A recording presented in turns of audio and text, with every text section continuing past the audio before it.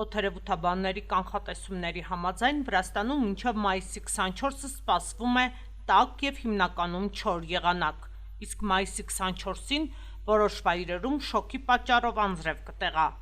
Թբիլիսիում սպասվում է պարզ եղանակ, օրվա ընթացքում օդի ջերմաստիճանը կլինի +24, +26 աստիճան։ Ափամերձ շրջաններում Բաթումի, Քոբուլեթի, Անակլիա-Փոթի կդիտվի չոր եղանակ, օրվա ընթացքում օդի ջերմաստիճանը կլինի +24, +26 աստիճան։ Վրաստանի լեռնային շրջաններում Ախալցիխե, Բորժումի, Թուշետի, Թիանեթի, Փասանաուրի մայիսի 22-ից 23-ը տեղումներ չեն լինի, իսկ մայիսի 24-ին որոշ վայրերում սպասվում է կարճատև անձրև։